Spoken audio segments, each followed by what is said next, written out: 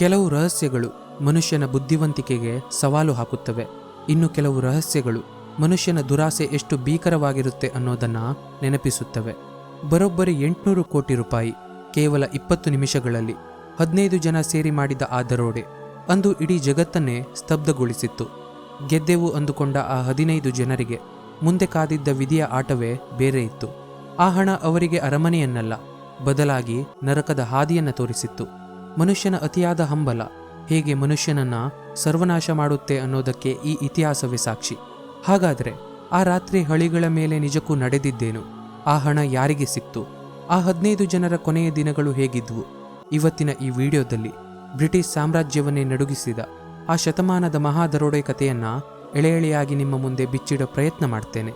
So video ತುಂಬ interesting ಆಗಿರುತ್ತೆ, miss ಮಾಡದೆ ಕೊನೆ ತನಕ ನೋಡಿ.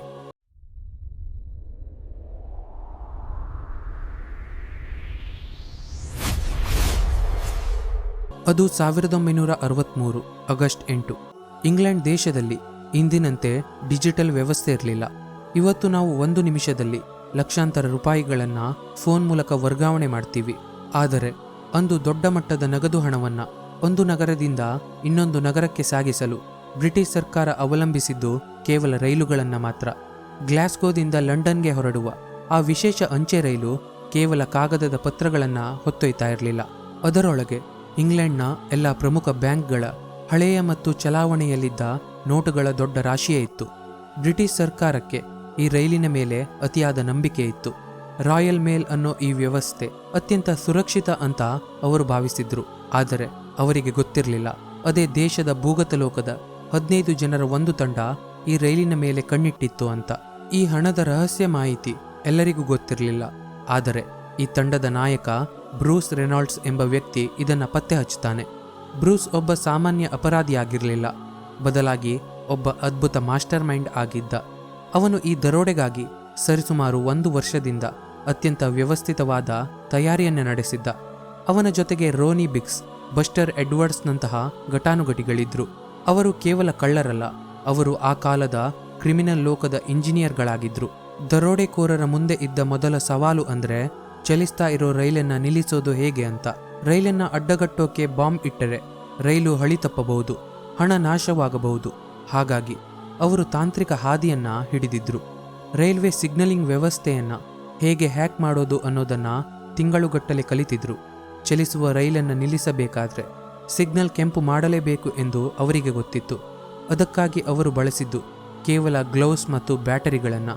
ಸಿಗ್ನಲ್ ಲೈಟ್ ಮೇಲೆ ಕೆಂಪು ಪೇಪರ್ ಹಚ್ಚಿ ರೈಲು ಚಾಲಕನಿಗೆ ತಪ್ಪು ಮಾಹಿತಿ ಹೋಗೋ ಹಾಗೆ ಮಾಡಿದ್ರು. ಇದು ಒಂದು ಸಣ್ಣ ಕೆಲಸದಂತೆ ಕಂಡ್ರು ಇಡೀ ದರೋಡೆಯ ಅಡಿಪಾಯವಾಗಿತ್ತು.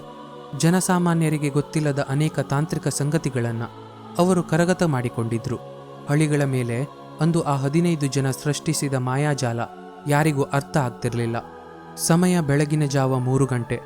ಎಲ್ಲೆಡೆ ಗಾಢವಾದ ಕತ್ತಲೆ ಆವರಿಸಿತ್ತು. ಸಿಯರ್ಸ್ ಕ್ರಾಸಿಂಗ್ ಎಂಬ ನಿರ್ಜನ ಪ್ರದೇಶಕ್ಕೆ ರೈಲು ಬಂದಾಗ ಚಾಲಕ ಜಾಕ್ ಮಿಲ್ಸ್ ದೂರದಲ್ಲಿ ಕೆಂಪು ಸಿಗ್ನಲ್ ಅನ್ನ ನೋಡ್ತಾರೆ.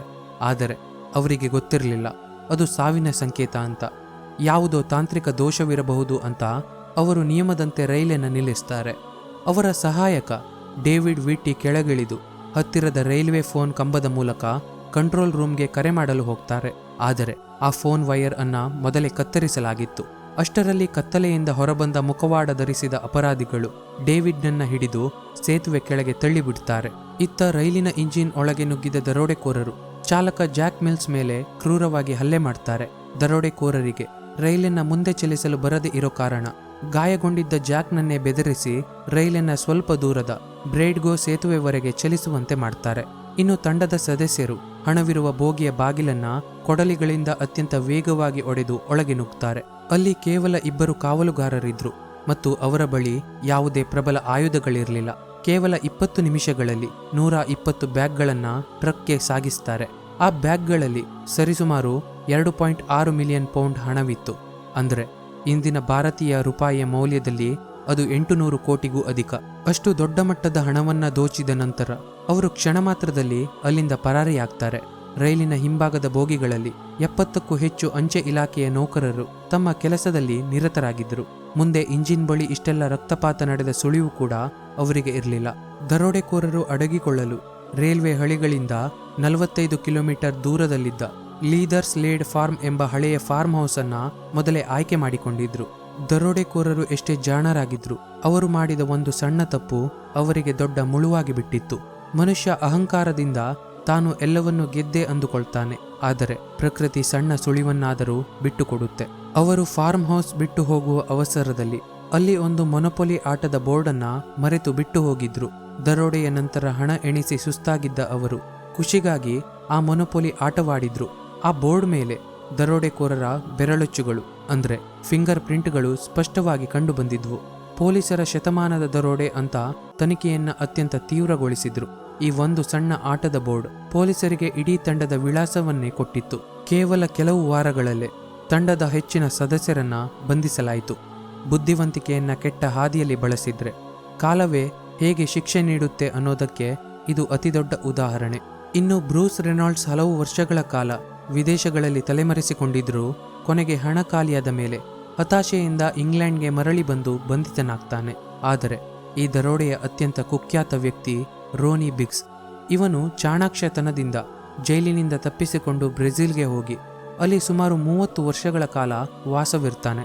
ಅವನು ಬ್ರೆಜಿಲ್ನಲ್ಲಿ ಕುಳಿತು ಪತ್ರಿಕೆಗಳಿಗೆ ಸಂದರ್ಶನ ನೀಡ್ತಾ ಇದ್ದ. ಇದು ಬ್ರಿಟಿಷ್ ಪೊಲೀಸರಿಗೆ ಬಹಳ ದೊಡ್ಡ ಅವಮಾನದ ವಿಷಯವಾಗಿತ್ತು. ಆದರೆ ಕಾಲಚಕ್ರ ಉರುಳಿದಂತೆ ಬಡತನ ಮತ್ತು ತೀವ್ರ ಅನಾರೋಗ್ಯದ ಕಾರಣದಿಂದ ತಾನಾಗಿಯೇ ಇಂಗ್ಲೆಂಡ್ಗೆ ಮರಳಿ ಪೊಲೀಸರಿಗೆ ಶರಣಾಗ್ತಾನೆ. ಕೈಯಲ್ಲಿ 1 ಪೈಸೆಯೂ ಇಲ್ಲದೆ, ತಿನ್ನಲು ಆಹಾರವಿಲ್ಲದೆ ಅವನು ಸಾಯುವ ಪರಿಸ್ಥಿತಿಯಲ್ಲಿದ್ದ. ಎಷ್ಟೇ ದೊಡ್ಡ ದರೋಡೆಕೋರನಾದರೂ ಕಾಲದ ಮುಂದೆ ಮಂಡಿಯೂರಲೇಬೇಕು. ಅಂದು ದೋಚಿದ 800 ಕೋಟಿಯ 1 ಪೈಸೆಯು ಅವನ ಕೊನೆಯ ದಿನಗಳಲ್ಲಿ ನೆರವಿಗೆ ಬರಲಿಲ್ಲ. ಇನ್ನು ಈ ಇಡೀ ಕಥೆಯ ಅತ್ಯಂತ ನೋವಿನ ಸಂಗತಿ ಏನು ಅಂದರೆ ರೈಲು ಚಾಲಕ ಜಾಕ್ ಮಿಲ್ಸ್ ಅವರ ಸ್ಥಿತಿ. ಅಂದು ದರೋಡೆಕೋರರು ಹೊಡೆದ ಆ ಕಬ್ಬಿಣದ ರಾಡ್ ಪೆಟ್ಟು ಅವರನ್ನ ಮಾನಸಿಕವಾಗಿ ಮತ್ತು ದೈಹಿಕವಾಗಿ ಸಂಪೂರ್ಣವಾಗಿ ಕುಗ್ಗಿಸಿಬಿಟ್ಟಿತ್ತು. ದರೋಡೆಕೋರರು ಕದ್ದ ಹಣದಲ್ಲಿ ಮಜಾ ಮಾಡಿದ್ರು, ಆದರೆ ಈ ಅಮಾಯಕ ಪ್ರಾಮಾಣಿಕ ಕೆಲಸಗಾರ ತನ್ನ ಜೀವನದುದ್ದಕ್ಕೂ ಭಯದಲ್ಲೇ ಕಳೆಯಬೇಕಾಯಿತು. ಅವರು ಅಲ್ಪಕಾಲದಲ್ಲೇ ಆಘಾತದಿಂದ ನಿಧನರಾದರು. ಅಪರಾಧಿಗಳು ಮಾಡಿದ ಒಂದು ಕೃತ್ಯ ಒಬ್ಬ ಸಜ್ಜನನ ಜೀವನವನ್ನೇ ಬಲಿ ತಗೊಂಡಿತ್ತು. ಕರ್ಮ ಅನ್ನೋದು ಯಾರನ್ನ ಬಿಡಲ್ಲ ಅನ್ನೋದು ಇಲ್ಲಿ ಪ್ರೂವ್ ಆಯಿತು. ದರೋಡೆಕೋರರೆಲ್ಲರೂ ಜೈಲಿನಲ್ಲಿ ಕೊಳೆಯಬೇಕಾಯಿತು. ಅವರು ದೋಚಿದ ಹಣ ಯಾರ ಸುಖಕ್ಕೂ ಬರಲಿಲ್ಲ. ಹಣಕ್ಕಾಗಿ ಮನುಷ್ಯ ಮಾಡುವ ಈ ಕ್ರೌರ್ಯ ಅಂತಿಮವಾಗಿ ಅವನನ್ನೇ ನಾಶ ಮಾಡುತ್ತೆ. ಇನ್ನು ಈ ಇಡೀ ಪ್ರಕರಣದಲ್ಲಿ ಅತಿದೊಡ್ಡ ರಹಸ್ಯವೇನು ಅಂದರೆ ಆ ಹಣ. ಹೌದು, ಪೊಲೀಸರಿಗೆ ಮರಳಿ ಸಿಕ್ಕಿದ್ದು ಕೇವಲ 10% ಹಣ ಮಾತ್ರ. ಹಾಗಾದರೆ ಉಳಿದ 700 ಕೋಟಿ ರೂಪಾಯಿ ಹಣ ಏನಾಯಿತು? ಅದನ್ನು ಎಲ್ಲಿ ಹೂತಿಟ್ಟಿದ್ದಾರೆ?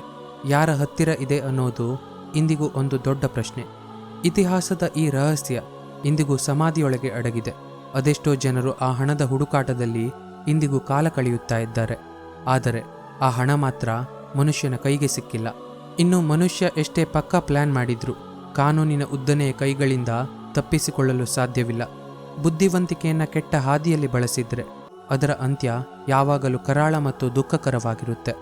ಆ 15 ಜನ ಸ್ವಲ್ಪ ಸಮಯದವರೆಗೆ ಯಶಸ್ವಿಯಾದರು ಅಂತ ಜಗತ್ತು ಭಾವಿಸ್ತು. ಆದರೆ ಅವರೆಲ್ಲರೂ ತಮ್ಮ ಜೀವನದ ಬಹುಪಾಲು ಸುಂದರ ಸಮಯವನ್ನ ಜೈಲಿನ ಕತ್ತಲ ಕೋಣೆಯಲ್ಲೇ ಕಳೆಯಬೇಕಾಯಿತು. ಕದ್ದ ಹಣ ಅವರಿಗೆ ಯಾವುದೇ ಸುಖ ಅಥವಾ ನೆಮ್ಮದಿಯನ್ನು ತರಲಿಲ್ಲ, ಬದಲಾಗಿ ಸಾವು ಮತ್ತು ಭಯವನ್ನೇ ನೀಡಿತು. ಅಂತಿಮವಾಗಿ ಈ ಕಥೆಯು ನಮಗೆ ಕಲಿಸುವ ಪಾಠವೇನು ಅಂದರೆ ಸತ್ಯವು ಯಾವಾಗಲೂ ಅಂತಿಮವಾಗಿ ಗೆಲ್ಲುತ್ತೆ. ಅಡ್ಡದಾರಿಯಲ್ಲಿ ಬಂದ ಹಣ ಎಂದಿಗೂ ನೆಮ್ಮದಿಯಾಗಿ ಉಳಿಯೋದಿಲ್ಲ. ಅದು ಬೆಂಕಿಯಂತೆ ಬಂದ ಹಾದಿಯಲ್ಲೇ ಎಲ್ಲವನ್ನೂ ಸುಟ್ಟು ಭಸ್ಮ ಮಾಡುತ್ತೆ. ಪರಿಶ್ರಮದಿಂದ ಗಳಿಸಿದ 1 ರೂಪಾಯಿ 100 ಕೋಟಿಗೆ ಸಮ. ಫ್ರೆಂಡ್ಸ್, ಇದು ಇವತ್ತಿನ ವಿಡಿಯೋ. ಈ ವಿಡಿಯೋ ಇಷ್ಟ ಆಗಿದ್ರೆ ಖಂಡಿತ ಒಂದು ಲೈಕ್ ಮಾಡಿ.